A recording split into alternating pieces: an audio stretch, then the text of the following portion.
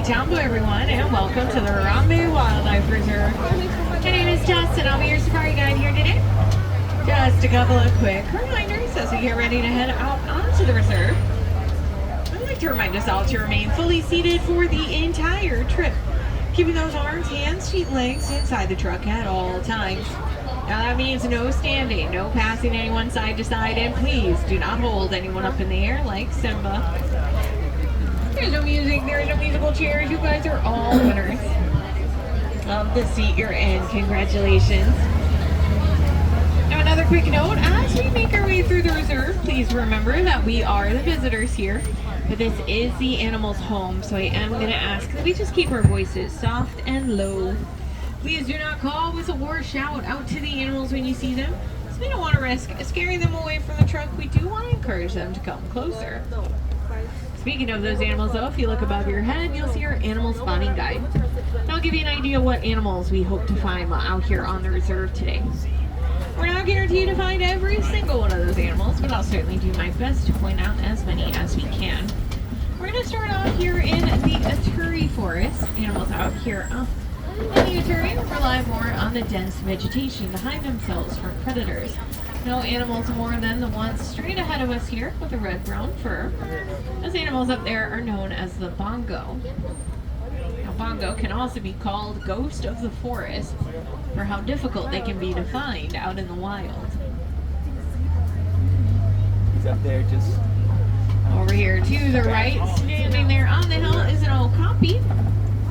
Now, okapis have that straight pattern there on their hind legs. That leads many people to believe that the okapi is closely related to a zebra. But actually, the only relative to the okapi is going to be a giraffe. Over here to the left, kudu. Now, unlike the bongos, only the male greater kudu will have the horn. Rhinos are unfortunately poached out in the wild for their horns. Many people falsely believe that a rhino's horn contains some medicinal properties. Saddle builds apart by looking at their eye color. Males have dark brown eyes, but females have bright yellow.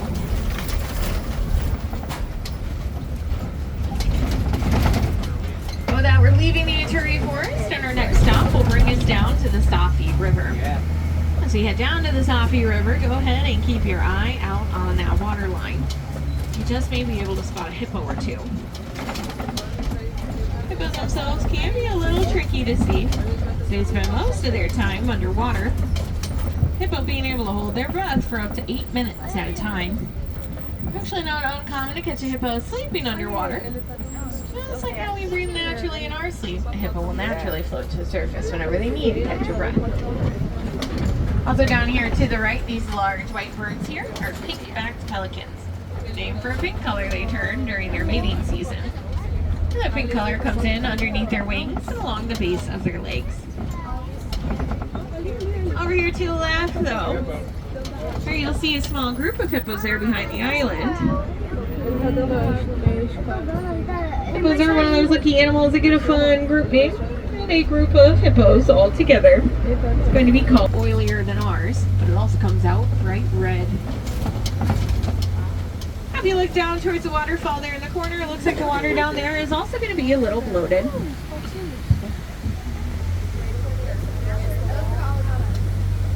Then keep your eyes down here to the left, down to this next ravine, and you'll see the Nile crocodile. See the just top of his back there, just past that little inlet.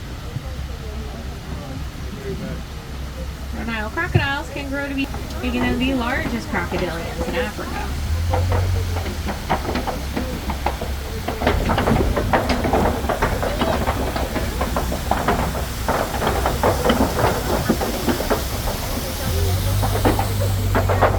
The Nile crocodiles can grow or have great powerful jaws, with jaws strong enough to snap bone. Their jaws do come in handy when it comes to raising their young. Parent crocodiles will take their eggs and roll them between their teeth. Doing so makes it a lot easier, being without its leaves to better conserve water there in the trunk. The trunk of a baobab tree is made of a spongy material, allows it to hold thousands of gallons worth of water just inside the tree trunk itself. In fact, many animals out on the savanna know that if other water sources run dry, they can always come up to a baobab tree as an additional source of water. It's actually because of that that the baobab tree has yet another name, as it can also be life. Full circle. So with that, my friends, we are going to be heading down the hill here into the more open savannas. Here you can see the landscape has changed quite a bit compared to what we saw in the Aturi forest.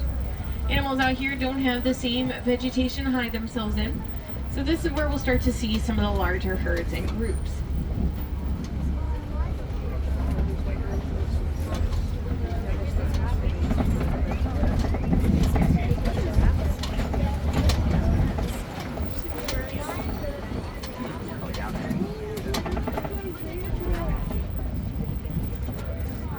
Lots of animals coming up straight ahead. First animal we're getting close to is a part of that Hartman Mountain zebra family group. Now you can tell Hartman Mountain zebra is apart from other types of zebra due to the more pronounced stripe pattern that they have there on their hind legs, as well as their white underbellies. They're also the only type of zebra with something called a dewlap. Now the dewlap is a bit of skin that hangs from their neck just below their chin. They share that in common with many grazing animals, but they're the only zebras that have it. And then, of course, scattered throughout this little area here is a whole herd of the Maasai giraffe. You can tell the Maasai giraffes apart from other types of giraffe due to that more irregular shaped spot pattern that they have. Now we'll be talking about the giraffes here for a little bit. Before we get too far ahead, I do want to point our attention off here to the left-hand side. Here you may see some African painted dogs. Looks like they're laying just past the rocks here. And the African painted dog is one of Africa's more prolific pack hunters. They work together as a team to bring down their prey. Again, you can see the painted dogs just past the rocks here, in between the two trees.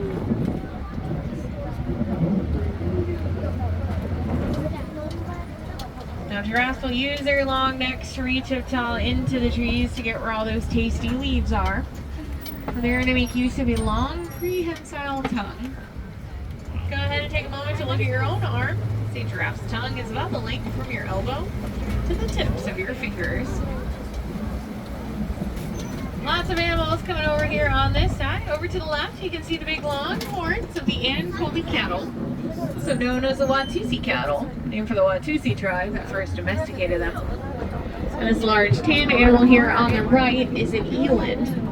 They stand about 6 feet tall at their shoulder, which is about even to where the armrest is here on the truck. Their elbows are about 6 feet off the ground.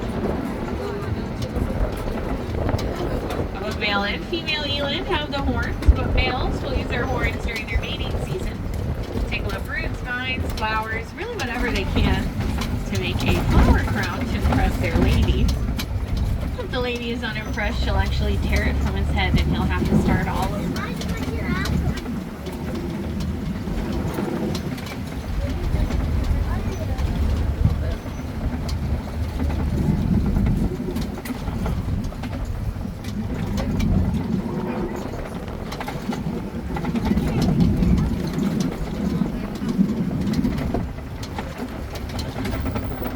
Giraffes actually spend most of their day eating. It's approximately about 20 hours of their day. Doing a quick math at home, that doesn't leave a lot of time left over for sleep. And that works out just fine for a giraffe because they actually don't sleep that much. In fact, a giraffe will only sleep about 30 minutes a day.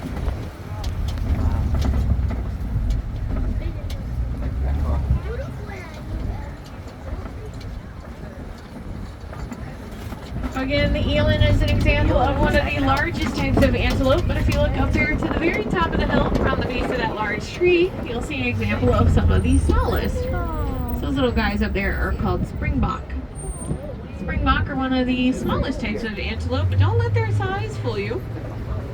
They're also some of the fastest land animals.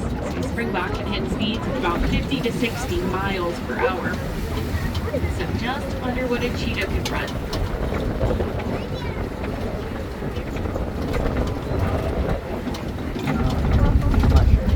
Here to the right, you can see a whole herd of wildebeest. Wildebeest are some of the more densely migratory animals. As they begin their migrations across Africa, they can join herds together and total a number of about 1.5 million wildebeest. And with that, we're going to be making the turn off into some elephant country. Oh, wow.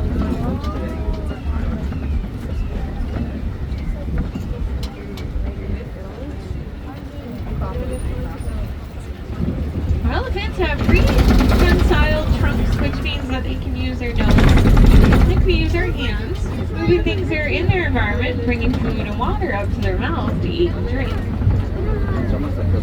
Now, an elephant's trunk on its own is pretty impressive. Isn't just their nose alone. An elephant has more muscle than we have in our entire body.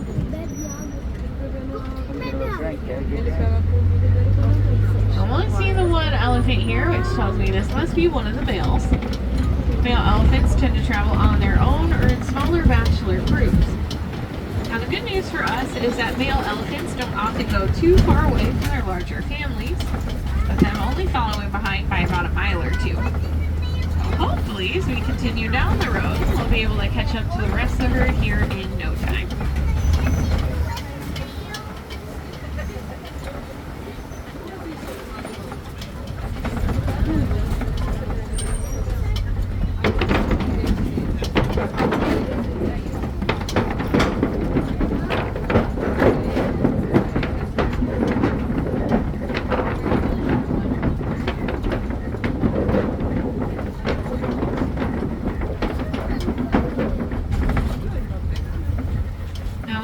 Parts of Africa and even some parts of Asia as well, elephants are considered to be pests. In fact, many farmers lose their crops due to migrating herds of elephants. I'm going to be honest, can't really say I blame the elephant. Alright, they're just walking by, all they see is a free buffet. So it's up to the farmers to find a peaceful solution, sell off some of the honey that was being produced by the bees. Coming over here to the left, it looks like we found that family herd. There you can see the little baby. Elephant family groups are led by the matriarch. That's going to be the oldest female. Female elephants will stay within their families for most, if not all, of their adult life.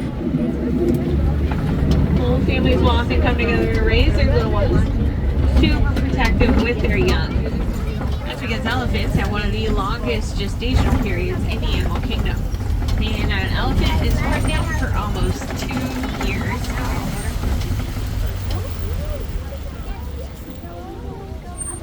Now, a newborn baby elephant is going to be born just over 200 pounds. So, pretty big baby.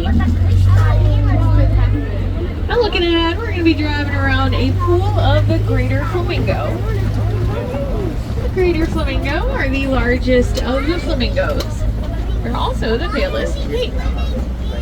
They don't hatch to this pink color. It takes them about 2.5 years to turn that shade.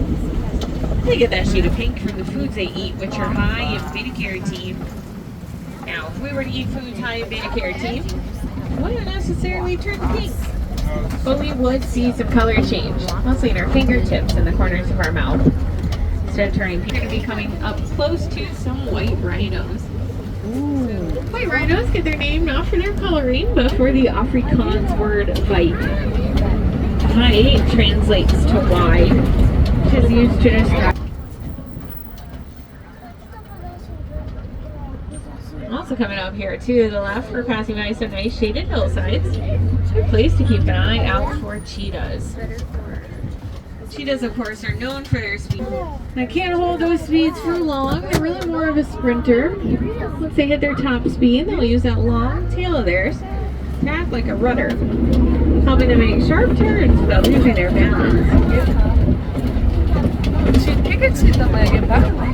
Now, fun fact about cheetahs, they are the largest type of cat. It still has the ability to purr, which means a cheetah can purr just like your average house cat.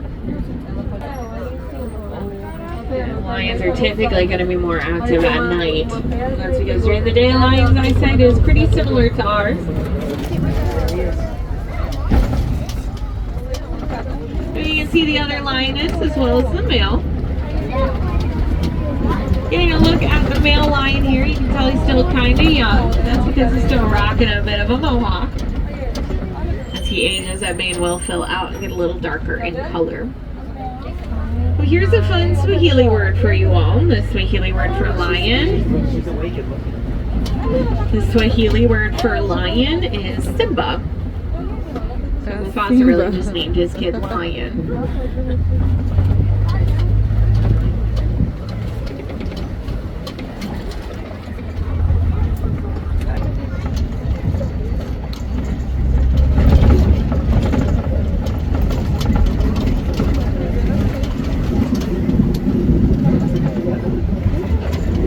With that, my friends, we are reaching the edge of the reserve.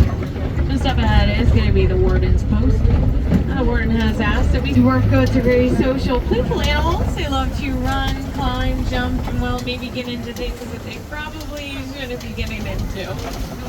But well, it's looking like everyone here is on their best behavior. Now these goats may look small, but this is their full adult size. They make incredible grazers too. They tend to eat a lot of the grazing material that's often left behind by larger grazing animals. Cabras. Now, if you would like to get another look at the Nigerian dwarf goats, definitely feel free to come back and see us again. No two safaris are ever going to be quite the same. You might see or learn something new the next time. Well, with this, we're going to be exiting the reserve and making our return back to the Harambe village. As we make our way back to the village and approach our unloading docks, now would be a good time to double check your rows. Make sure you have everything you brought aboard with you here today. I thought they were a little bit bumpy, so some items might have shifted or fallen out of pocket here today. Be sure to go through the Gorilla Falls Exploration Trail. That trail will take you up to the Okapi. Allow some underwater viewing for the hippos. Hey, if you're lucky, you might even run into the gorilla family that lives over there.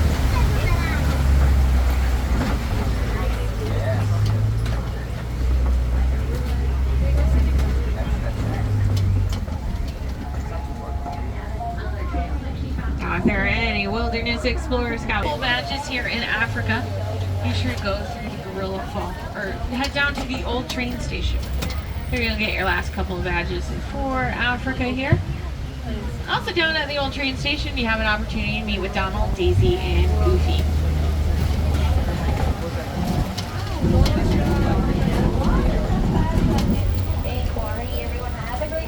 If you're looking for other cool and exciting things to do while here in Africa, I recommend checking out the Festival of the Lion King show.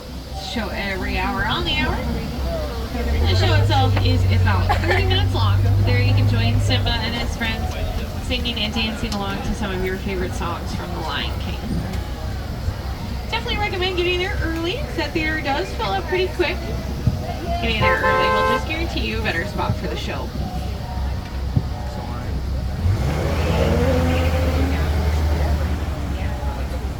Alright friends, we just gotta wait for that dock ahead of us to clear the way, and then we'll head on in. So once again, double check your rows, make sure you have everything you brought aboard with you today. Oh my god.